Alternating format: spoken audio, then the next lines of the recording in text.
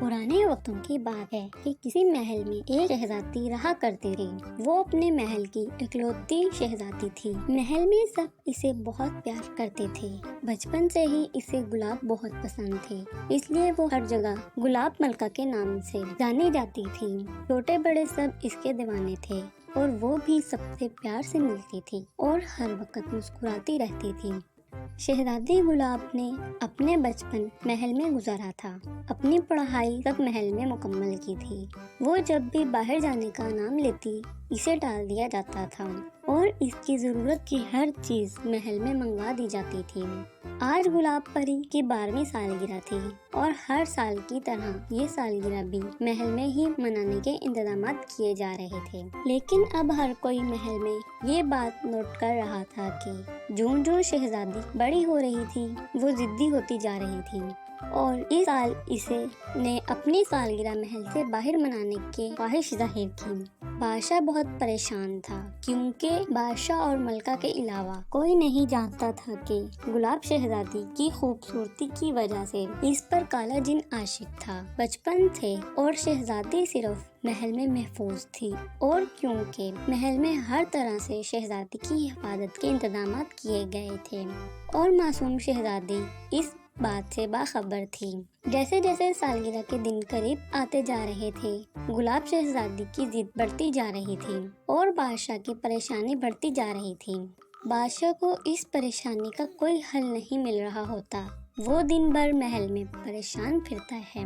ایک رات بادشاہ فیصلہ کرتا ہے کہ وہ سب ملکوں اور بادشاہوں اور ان کے شہزادوں کو جمع کرتا ہے اور جو شہزادہ بہادر اور نڈر ہوگا اور اس سے شہزادی کی شادی کروا دے گا، کیونکہ اسی پریشانی کا کوئی حل نہیں تھا۔ کم عمر شہزادی ان سب باتوں سے باخبر تھی اور اپنے دماغ میں محل سے باہر جانے کا منصوبہ بنا رہی تھی اور اپنی سوچ پر مسکرا کر سب کے ساتھ کھیل کود رہی تھی۔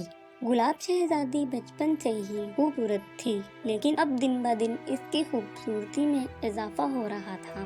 سفید رنگ اس کا پسندیدہ تھا اور جب بھی وہ یہ لباس پہنتی جنت کی کوئی حور لگتی اور ملکہ اس کے صدقے دیتی۔ غریبوں میں لباس تقسیم کیے جاتے، سب کو کھانا کھلایا جاتا۔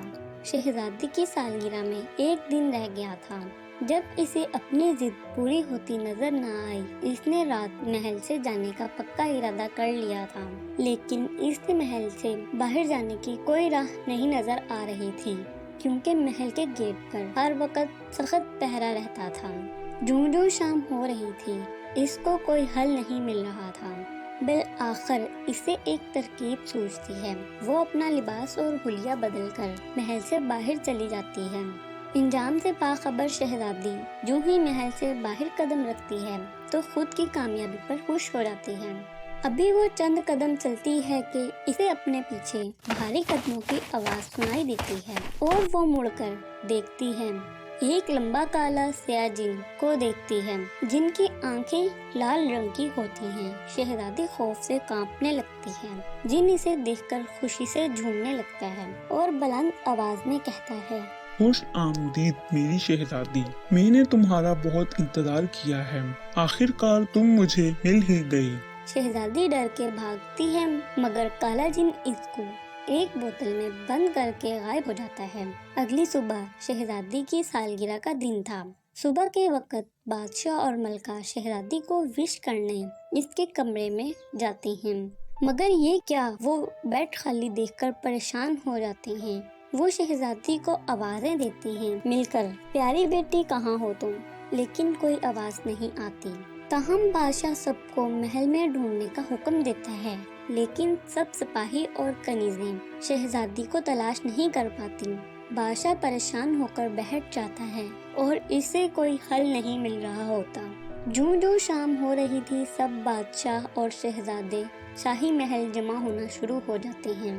ملکہ بادشاہ کو مشورہ دیتی ہے کہ سب کو دربار میں جمع کر کے سچی بات بتائیں۔ چنانچہ سب کو جمع کر کے بادشاہ نے گلاب شہزادی کی سچائی بتائی اور ساتھ اعلان کیا کہ جو اس کو آزاد کروا کے لائے گا اس سے شہزادی شادی اور وہی سلطنت کا وارث ہوگا۔ سب بادشاہ اور شہزادے سوچ میں پڑ گئے کوئی بھی اپنے بیٹے کی جان خطرے میں نہیں ڈالنا چاہتا تھا۔ سب خاموش رہے، لیکن شہزادہ جہانگیر اٹھ کر بادشاہ کی شرط قبول کرتا ہے اور شاہی نجومی سے اکیلے میں ملنے کی خواہش ظاہر کرتا ہے۔ شہزادہ: جی حضور، پوچھیں۔ بادشاہ: سلامت دور جنگل میں ایک گفا ہے اور اس گفا میں چاروں وقت آگ جلتی رہتی ہے۔ صرف رات میں ایک پہر ایسا آتا ہے جب چاند کی روشنی پورے آسمان پر پھیلی ہوتی ہے تو اس گفا میں آگ بجھ جاتی ہے اور اس وقت کالا جن کو نظر نہیں آتا۔ پیارے شہزادے، ایک بات ذہن میں رکھیے گا، یہ بے ہوشی جن پر 5 منٹ کے لیے طاری ہوتی ہے اور ان 5 منٹ میں آپ کو شہزادی کو وہاں سے لے کر نکلنا ہے۔ شہزادہ محل سے گفا کی طرف نکل جاتا ہے۔ گفا کو ڈھونڈنا مشکل کام ہوتا ہے۔ شہزادہ جلدی اسے ڈھونڈ لیتا ہے اور رات ہونے کا انتظار کرتا ہے۔ جو ہی رات آتی ہے اور چاند کی روشنی پورے آسمان پر پھیل جاتی ہے تو شہزادہ جلدی سے گفا میں جاتا ہے۔ کالا جن سویا ہوتا ہے اور وہ شہزادی کو اٹھا کر جلدی سے محل کی طرف روانہ ہو جاتا ہے۔